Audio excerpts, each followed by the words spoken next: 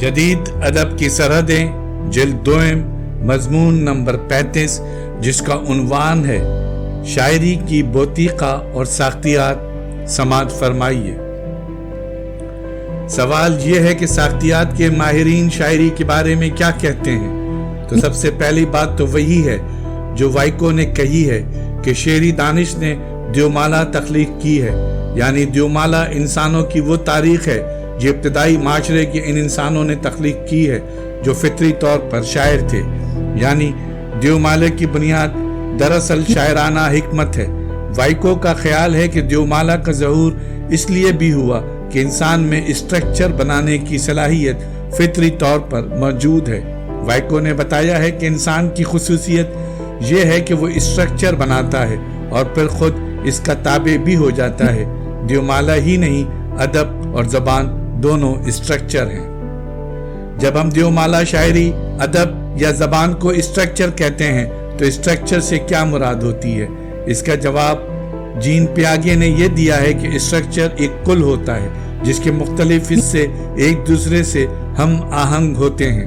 Structure کے اعضاء ایسے قوانین کے تابع ہوتے ہیں جو خود اسٹرکچر کی فطرت کو متعین کرتے ہیں اور خود اجزاء کی فطرت کو بھی۔ اسٹرکچر ہیئتوں کو تبدیل کرنے کی صلاحیت بھی رکھتا ہے اور نئے مواد پر عمل کر کے اسے اپنے اندر جذب کرنے کی صلاحیت بھی۔ مثلا زبان ایک ایسا اسٹرکچر ہے جو چند بنیادی جملوں کی صورت بدل کر اس سے لاتعداد جملے بنانے کے امکانات پیدا کر دیتا ہے۔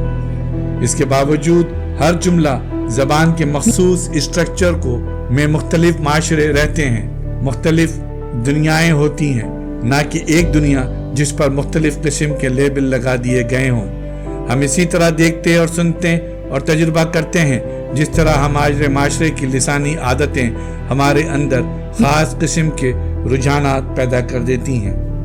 اس کا مطلب یہ ہے کہ زبان و مکان کی یہ کائنات ایک تسلسل ہے جس میں سرحدیں یا کسی دوسری نوعیت کی تقسیم نہیں ہے اور جسے ہر زبان اپنے کلچر کی اصطلاحوں میں تقسیم کرتی ہے۔ ہر زبان کا فرد اسے اپنے کلچر کی اصطلاحوں کے ذریعے دیکھتا ہے اور حقیقت کو گرفت میں لیتا ہے۔ اس کا یہ مطلب نہیں کہ حقیقت اضافی ہے، بلکہ اس کا مشاہدہ مختلف کلچر کے لوگ اپنے اپنے انداز سے کرتے ہیں۔ اس کے مختلف پہلوؤں کا مشاہدہ مختلف کلچر کے لوگ مختلف انداز سے کرتے ہیں۔ ساختیات کا بنیادی فلسفہ یہ ہے کہ یہ کائنات آزادانہ طور پر موجود ایسے معروضات سے مل کر نہیں بنی ہے جن کا مشاہدہ ٹھوس انداز سے کیا جا سکتا ہے یا جن کی فطری حد بندیاں کی جا سکتی ہیں۔ دراصل وہ اشیاء جن کا مشاہدہ کیا جا رہا ہے دیکھنے والے کے اندر نگاہ سے متاثر ہوتی ہیں، یعنی فرد خارجی طور پر مشاہدہ کر ہی نہیں سکتا کیونکہ دیکھنے والا مشاہدے کے دوران خود بھی کوئی چیز مشاہدے میں شامل کر دیتا ہے۔ اس طرح خود مشاہدے کا طریقہ بھی حقیقت کا جز بن جاتا ہے۔ چیزوں کی حقیقت گویا خود ان چیزوں میں نہیں بلکہ اس رشتے میں ہوتی ہے جو ہم تشکیل دیتے ہیں، یعنی ہماری کائنات چیزوں سے نہیں رشتوں سے تعمیر ہوتی ہے۔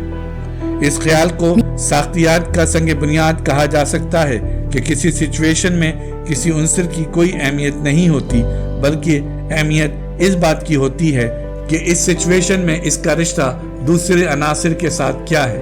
کسی تجربے کی اہمیت اس وقت تک واضح نہیں ہوتی جب تک اسے اس کے اسٹرکچر میں رکھ کر نہ دیکھا جائے۔ اب ہم یہ دیکھنا چاہیں گے کہ اسٹرکچرلزم کا رویہ شاعری کے سلسلے میں کیا ہے۔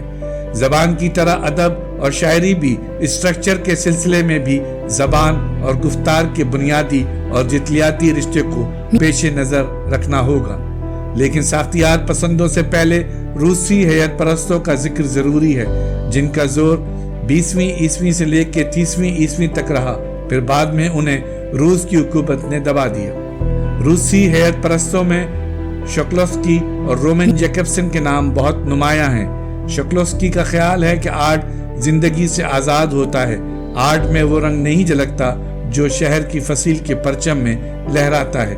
اس خیال کی تائید رومن جیکبسن کے خیال سے بھی ہوتی ہے کہ ادبی تخلیق کی نمایاں خصوصیت اس کا موضوع نہیں، اس کی ادبیت ہوتی ہے۔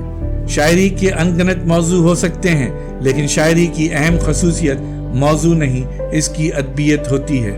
روسی حیرت پرستوں کا یہ بھی خیال تھا کہ شاعری لفظوں سے بنتی ہے، موضوعات سے نہیں، چونکہ تشبیہ اور استعارے شاعری ہی میں نہیں نثر میں بھی ہو سکتے ہیں۔ اس لیے شاعری کے لیے یہ بات اہم ہے کہ یہ دیکھا جائے کہ تشبیہوں، استعاروں، علامتوں اور امیجز کا استعمال کس طرح کیا جا رہا ہے۔ روسی حیرت پرستوں کا یہ بھی خیال تھا کہ شاعری میں بحریں، مترنم آوازیں، امیج اور آہنگ معنی کے ابلاغ کے لیے نہیں بلکہ صرف اپنی ہی خاطر استعمال ہوتے ہیں۔ ان کا کام یہ بھی ہوتا ہے کہ وہ چیزوں کو اجنبی اور نامانوس بنا دیں۔ شاعرانہ زبان کا ایک کام یہ بھی ہوتا ہے کہ یہ شاعرانہ زبان نہ صرف چیزوں کو اجنبی بناتی ہے بلکہ خود بھی اجنبی ہوتی ہے۔ روزمرہ کی زندگی میں جب انسان مشاہدے کی عادتوں کا شکار ہو جاتا ہے تو شاعری انسان کو مشاہدے کی عادتوں سے نجات دلا دیتی ہے، اور جن چیزوں سے ہم مانوس ہو جاتے ہیں انہیں پھر نامانوس بنا دیتی ہے۔ ساختیات کے مطابق سچی شاعری مانوس رد عمل کو ختم کر دیتی ہے اور حقیقت کے مشاہدے کو اثر نو ترتیب دیتی ہے۔ شاعری سے ایک نئی حقیقت وجود میں آتی ہے جو پچھلی اس حقیقت کی جگہ لے لیتی ہے جو ہمیں وراثت میں ملی تھی اور جس کے ہم عادی ہو چکے تھے۔ شاعری کی زبان ہر دوسری قسم کی زبان سے مختلف ہوتی ہے کیونکہ یہ آگہی کے لیے نہیں ہوتی۔ آگہی سے مراد کوگنیشن ہے اور نہ یہ عملی مقاصد کے کام آتی ہے، بلکہ شاعرانہ زبان خود آگاہ ہو زبان ہوتی ہے، کسی پیغام پر زور نہیں دیتی بلکہ اپنے وجود پر زور دیتی ہے، اپنی لسانی خصوصیات کو شدت عطا کرتی ہے اور توجہ اپنی طرف منتف کراتی ہے۔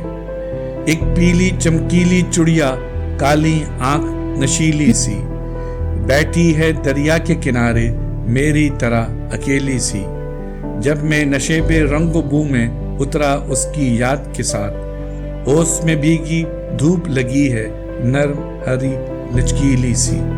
زیب غوری۔ شاعری زبان قافیے اور بحر کے ذریعے اجنبیت پیدا کر لیتی ہے۔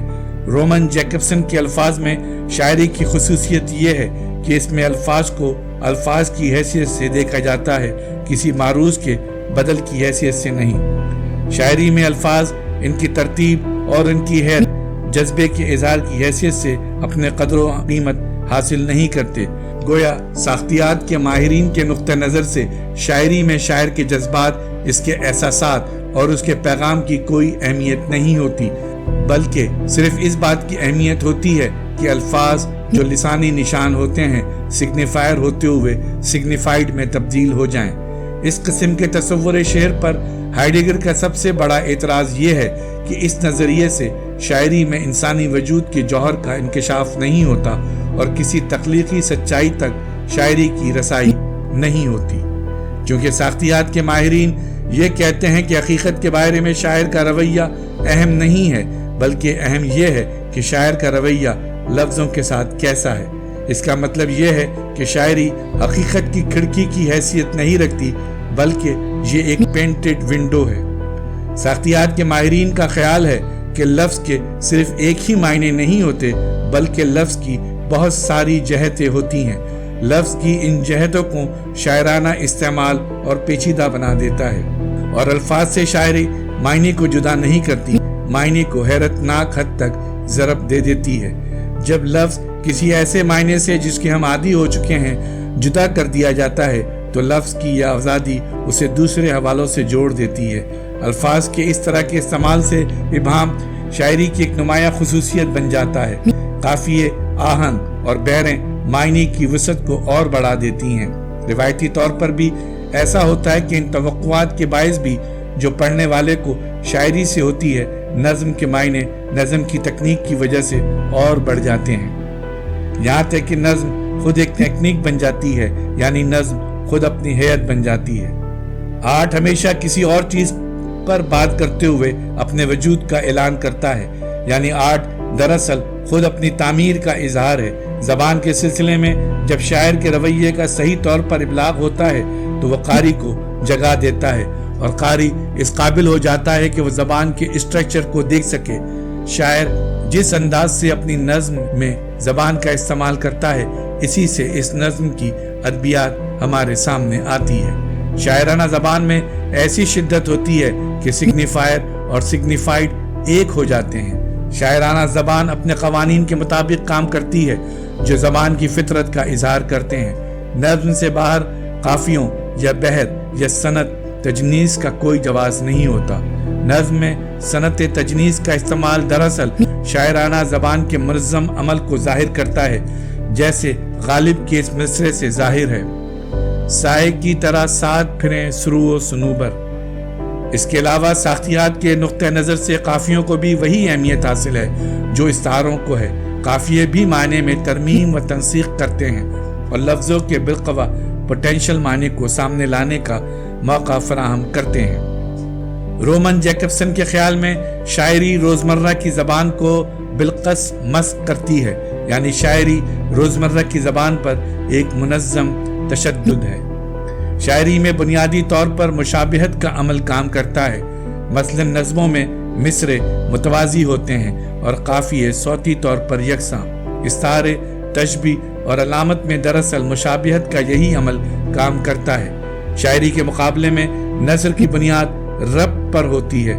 استعارے کو شاعری میں اور مجاز مرسل کو نثر میں زیادہ اہمیت حاصل ہے۔ شاعری میں وہی خصوصیات سب سے زیادہ نمایاں ہوتی ہیں جو اسے گفتگو کی زبان سے الگ کرتی ہیں۔ شاعری ابلاغ کے جس دائرے میں لکھی جاتی ہے، شاعری اس دائرے کے سرکٹ کو بدل دیتی ہے۔ نظم لکھنا دوستوں سے گفتگو کرنے کے عمل سے بالکل الگ ایک عمل ہے۔ شاعری کی ہیئت، مصرے، آہنگ، بحریں، قافیے، صوتیاتی انداز، یہ سب نظم کو غیر شخصی بنا دیتے ہیں، جس میں میں اور تو جیسے الفاظ بھی قطعاً غیر شخصی ہو جاتے ہیں۔ سوال یہ ہے کہ کسی متن کی لسانی خصوصیات کی بنیاد پر اسے شاعری کیسے کہا جائے۔ چنانچہ کلنٹ بروکس کا یہ قول بہت مشہور ہے کہ شاعری کی زبان قول محال کی زبان ہوتی ہے، یعنی ایسی بات جو بظاہر غلط لیکن دراصل حقیقت پر مبنی ہوتی ہے، اس کا اظہار شاعری بن جاتا ہے۔ اس قول محال کے علاوہ ٹینشن اور آئرنی بھی شاعری ہی کا حصہ ہے۔ مثلا جان ڈن کی شاعری میں اس کی مثالیں ملتی ہیں، لیکن یہ نظریہ صحیح نہیں ہے کیونکہ نثر میں بھی قول محال اور ٹینشن اور آئرنی ہوتی ہے۔ اس لیے رومن جیکبسن کا خیال ہے کہ جو چیز شاعری اور معمولی بول چال کو الگ کرتی ہے وہ صوتیات اور آہنگ ہے۔ نظم سگنیفائر کا ایسا نظام ہے جو سگنیفائڈ کو جذب کر لیتا ہے اور اس کی دوبارہ تشکیل کرتا ہے۔ ہیئت کے نمونوں سے بھی روایتی طور پر کچھ توقعات وابستہ ہوتی ہیں جو صرف شاعری ہی سے مخصوص ہوتی ہیں۔ جینٹ کا خیال ہے کہ شاعری کا جوہر اپنے لفظی اظہار میں نہیں ہوتا۔ لفظی اظہار شاعری کے لیے کیٹلسٹ کا کام کرتا ہے، یعنی ایک طرح سے کیمیائی عمل کی بنیاد بن جاتا ہے۔ شاعری کا تعلق پڑھنے سے ہے اور پڑھنے کا وہ طریقہ جو نظم قاری پر عائد کرتی ہے۔ صرف ہیئت کے نمونے یا لسانی طریقے ہی شاعری کا اسٹرکچر پیدا کرنے کے لیے کافی نہیں ہوتے، بلکہ ادب میں وہ روایت جو شاعری سے متعلق ہوتی ہے ان کا بھی بڑا حصہ ہوتا ہے۔ تجزیے کے لیے یہ ضروری ہے کہ شاعرانہ زبان سے روایتی طور پر جو توقعات وابستہ ہوتی ہیں ان کا بھی مطالعہ کیا جائے اور یہ دیکھا جائے کہ اس طرح شاعرانہ زبان نثر سے کس طرح مختلف ہوتی ہے۔ جب ہم کوئی نظم پڑھتے ہیں اور پھر اسی شاعر کے لکھے ہوئے خطوط پڑھتے ہیں تو ان دونوں میں بڑا فرق ہوتا ہے۔ خط کا انحصار خارجی حوالوں پر ہوتا ہے اور خط ابلاغ کے لیے ہوتا ہے۔ خط کا میں ایک تجرباتی فرد ہوتا ہے، اسی طرح اس کا مخاطب بھی ایک تجرباتی فرد ہوتا ہے۔ خط ایک مخصوص وقت اور مخصوص حالات میں لکھا جاتا ہے۔ خط کی تعبیر کا انحصار مخصوص وقت اور مخصوص حالات پر ہوتا ہے۔ نظم وقت سے اس طرح کا تعلق نہیں رکھتی۔ اس کے علاوہ نظم انٹرپرسنل نہیں ہوتی۔ پراگ کے ساختیاتی ماہرین نے زبان کو ایک اسٹرکچر مانتے ہوئے زبان کی کئی قسمیں بیان کی ہیں۔ ایک کانگنیٹو یعنی جب زبان معاشرے میں اطلاعات مہم پہنچانے کا کام انجام دیتی ہے۔ دوسرے کانگنیٹو یعنی جب زبان کے ذریعے بولنے والا سننے والے کو متاثر کرنا چاہتا ہے۔ تیسرے پیتھک یعنی جب درخواست یا حکم کے الفاظ اس لیے استعمال کیے جاتے ہیں کہ تخاطب صحیح طور پر قائم ہو رہا ہے، جیسے یہ الفاظ دیکھیے، سنیے، آپ سمجھ رہے ہوں گے وغیرہ۔ चौथे, ज़बानी का ऐसा इस्तेमाल, यानी अगर बोलने वाले और मुखातिब के दरमियान कुछ इस्तिलाहें या इशारे तय पा गए हों तो इस किस्म के अल्फाज बोले जाते हैं, मसलन ठीक है, ओके, समझे वगैरह। अब ज़बान का एक इस्तेमाल रह जाता है, वो पोइटिक या जमालियाती इस्तेमाल है। ज़बान का शायराना या जमालियाती इस्तेमाल यह है कि इब्लाग किसी पैगाम की तरफ अपना रुख रखे, लेकिन यह पैगाम सिर्फ बराए पैगाम हो। ज़बान का एक इस्तेमाल तो इत्तला और आगही के लिए होता है और एक सिर्फ इजहार के लिए, यानी एक कॉग्निटिव होता है और दूसरा एक्सप्रेसिव। प्राग स्कूल के लिसानियाती माहिरीन कहते हैं कि जब ज़बान इत्तला के लिए नहीं बल्कि इजहार के लिए इस्तेमाल की जा रही हो तो इसे शायराना ज़बान कहते हैं, यानी ऐसा तर्ज बयान जिस पर इब्लाग से ज़्यादा इजहार गालिब हो। ये इस वक्त होता है जब ज़बान रोज़मर्रा के इस्तेमाल से ज़्यादा दूर हो। चेकोस्लोवाकिया का माहिर लिसानियात मुकर्वस्की कहता है, शायराना ज़बान का काम यह है कि वो बयान को ज़्यादा से ज़्यादा सामने लाए। ये ज़बान इब्लाग के लिए इस्तेमाल नहीं होती बल्कि इजहार के अमल को सामने लाने के लिए होती है, यानी खुद गुफ्तार को सामने लाने के लिए होती है। हमारी वीडियोस को लाइक और शेयर ज़रूर करें, और अगर आप इस चैनल के सब्सक्राइबर हैं तो हमारी तरफ से शुक्रिया कबूल फरमाएं, और अगर आपने अब तक सब्सक्राइब नहीं किया तो इस चैनल को फ़ौरन सब्सक्राइब कर लें और बेल आइकन से नोटिफिकेशन फॉर ऑल पर क्लिक करें ताकि आइंदा आने वाली हर नई वीडियो आपको मिल सके। शुक्रिया।